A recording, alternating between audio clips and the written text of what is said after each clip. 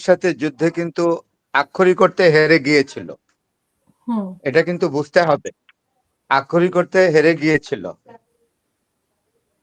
শুরু করলো। হ্যাঁ, তো আক্ষরিক অর্থে হেরে গিয়েছিল হুম এবং আমার যতটুকুন অভিজ্ঞতা আমি দেখেছি ইরানের সাথে ইসরায়েলের যে যুদ্ধটা হয়েছিল এবং সেটা আপনার ইসরায়েল যে বিরূপ অভিজ্ঞতার মুখোমুখি হয়েছিল এটা ইতিপূর্বে আর হয় নাই। একটা জিনিস আপনাকে বুঝতে হবে যে আমেরিকা দুটো জিনিস আছে, একটা হলো মধ্যপ্রাচ্যে, একটা হলো আমেরিকার তেলের স্বার্থ রক্ষা করা, আর এই তেলের স্বার্থ রক্ষা করতে হলে ইসরায়েলের হ্যাজিমনি সারা আরব বিশ্বে প্রতিষ্ঠিত করা হুম এবং ইসরায়েলের হ্যাজিমনি বা ইসরায়েলের প্রভাব প্রতিপত্তি এই আরব বিশ্বে বজায় রাখার জন্যই কিন্তু আমেরিকা মরিয়া হয়ে লেগেছে।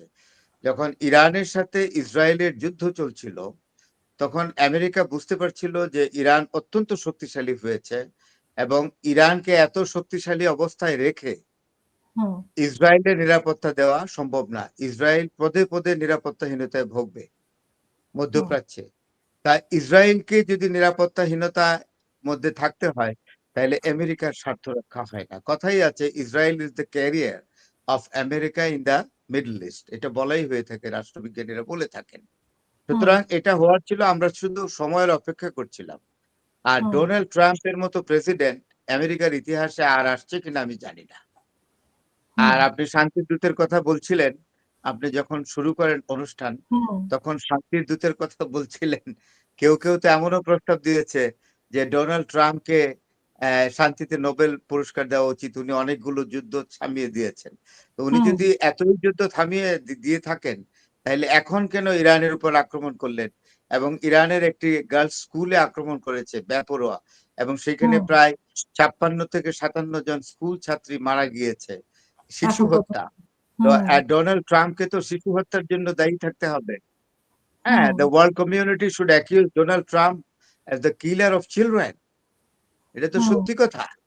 তো হুম সুতরাং আপনি আপনি দেখবেন যে এই সবচেয়ে আমাদের একটা আশা ছিল, আজকে একটু বলি যে আমার শেষ পর্যন্ত একটা আশা ছিল। কারণ গত রাতেই আমি একটা অত্যন্ত মানে রিলায়েবল সোর্স থেকে খবর পাচ্ছিলাম যে গত রাতেই আক্রমণ করার কথা কয়েক ঘন্টার মধ্যে। তখন আমি রাতে ঘুমাইনি অনেকক্ষণ, প্রায় ৩টা, ৩:৩০, ৪টার দিকে আমি ঘুমিয়েছি অপেক্ষা করে। কিন্তু একটু বোধহয় সময় হেরফের করেছে। এটা হুম কথা ছিল বাংলাদেশের সময় গত রাতে মধ্যরাতে শুরু করার কথা আক্রমণ, হুম কিন্তু সেটা হয়নি। সেটা সকালের দিকে বা বাংলাদেশ সময় হয়তো ১২টা, ১২:৩০টার দিকে বোধহয় সম্ভবত আক্রমণটা শুরু করেছে। আমার একটা আমি আক্রমণ হওয়ার পরেই অপেক্ষা করছিলাম পরপরই যে রাশিয়া এবং চায়না এইবার ফিজিক্যালি অবস্থান নেবে আমেরিকার বিরুদ্ধে। কিন্তু হুম সেটা এখনো দেখছি না।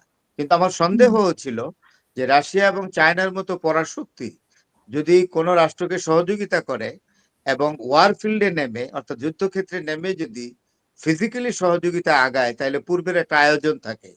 কিন্তু হুম রাশিয়া এবং চায়না আমেরিকা যে আয়োজন করেছে, আপনার আমেরিকার যে সবচেয়ে বড় না, সেকেন্ড লার্জেস্ট এয়ারক্রাফট কে এনেছে ইউএস আব্রাহাম লিঙ্কন কে এনেছে এবং হুম পরবর্তী সময়ে যখন তারা আরেকটা এয়ারক্রাফট এনেছে, এটা হলো আপনার, এটার নামটা ভুলে গেলাম, এটার চেয়েও বড়, এটাকে করার জন্য, সাপোর্ট করার জন্য।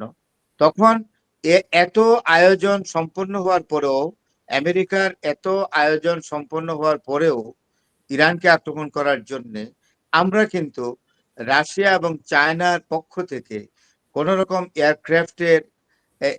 এয়ারক্রাফট দিয়ে কোন রকম আপনার বা অন্য কোনো ভাবে উপস্থিতি, রাশিয়ার কোনো উপস্থিতি, চায়নার কোনো উপস্থিতি আমরা এখন পর্যন্ত দেখছি না।